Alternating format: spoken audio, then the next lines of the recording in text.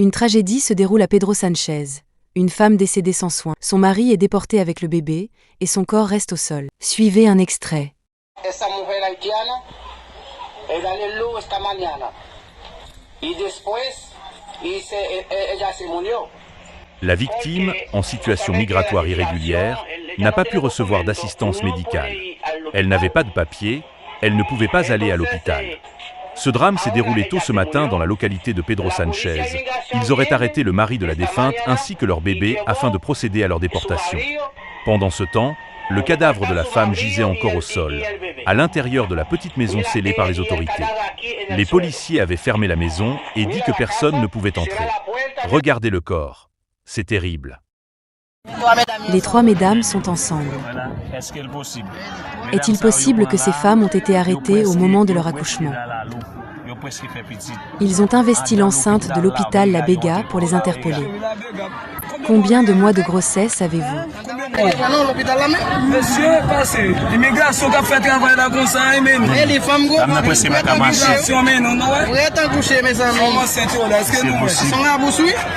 Des enfants sont également ici.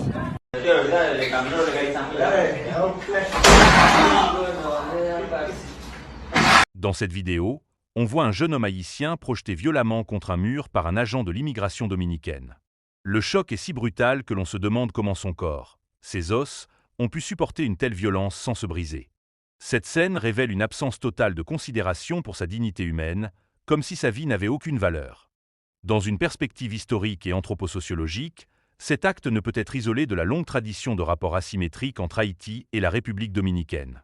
Depuis l'époque coloniale jusqu'aux politiques migratoires contemporaines, les corps haïtiens sont souvent perçus, sur l'île voisine, non pas comme des vies humaines à protéger, mais comme des corps exploitables, contrôlables ou rejetables. Ce geste brutal s'inscrit donc dans une continuité de pratiques déshumanisantes, héritées de structures sociales, raciales et politiques profondément ancrées.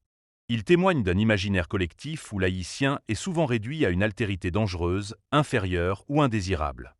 Ce que montre la vidéo, ce n'est pas seulement un acte de violence physique. C'est une manifestation contemporaine d'un système historique de domination où le corps haïtien est encore aujourd'hui exposé.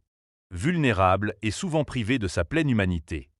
Mesdames, messieurs, garants du droit international, défenseurs des droits humains, représentants des Nations Unies, de l'OEA et de tous ceux qui croient encore à la dignité humaine. Ce que nous dénonçons aujourd'hui ne repose pas sur un seul fait. Il s'agit d'une succession de violences, de traitements inhumains, de pratiques humiliantes et de crimes répétés commis contre les Haïtiens et les personnes d'ascendance haïtienne en République dominicaine.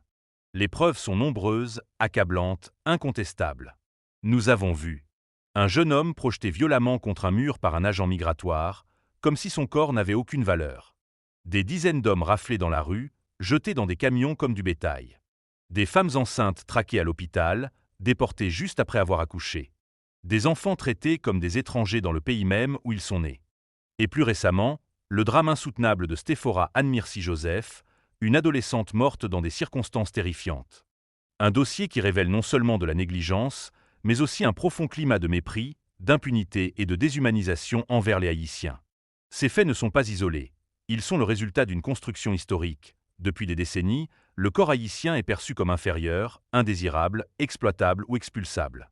L'imaginaire collectif dominicain s'est nourri, au fil du temps, de préjugés raciaux, de politiques nationalistes, de décisions administratives discriminatoires et de narratifs qui réduisent l'haïtien à l'autre, à un être à surveiller et non à protéger.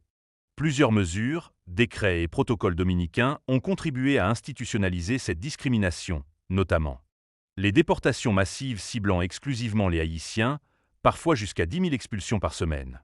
Le protocole hospitalier discriminatoire exigeant l'identification, la preuve de résidence et permettant la déportation immédiate après les soins. Des rafles fondées sur le phénotype, couleur de peau, très afrodescendant. Des politiques rendant presque impossible l'obtention ou le renouvellement de documents pour les migrants haïtiens. L'exclusion de milliers de Dominicains d'origine haïtienne suite aux interprétations arbitraires de la loi sur la nationalité. Ces mesures violent le droit international, les conventions sur la non-discrimination, le principe de non-refoulement, la convention relative aux droits de l'enfant, les normes élémentaires de dignité humaine. Face à cela, nous demandons que la République dominicaine retire toutes les mesures et protocoles discriminatoires visant les Haïtiens.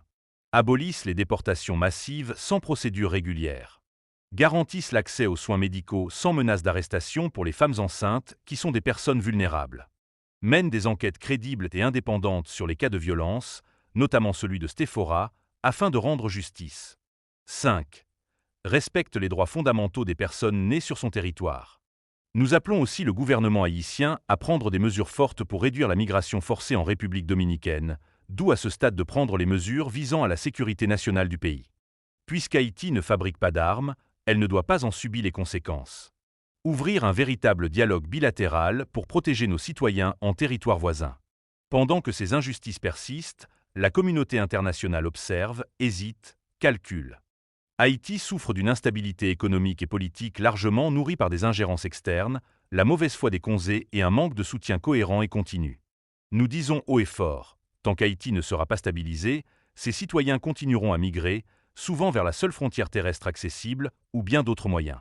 Nous demandons donc que les Nations Unies, l'OEA, l'Union européenne prennent position publiquement, que des sanctions diplomatiques soient envisagées contre toute politique migratoire ouvertement discriminatoire, que des mécanismes de suivi internationaux soient mis en place pour protéger les Haïtiens vulnérables. Nous refusons que les Haïtiens continuent d'être les victimes silencieuses d'un système qui les écrase. Nous refusons la normalisation de la violence comme politique migratoire. Et nous refusons que le monde détourne le regard pendant que l'injustice s'enracine. La vie haïtienne a de la valeur. Et nous exigeons qu'elle soit respectée, protégée et défendue. Vive Haití libre.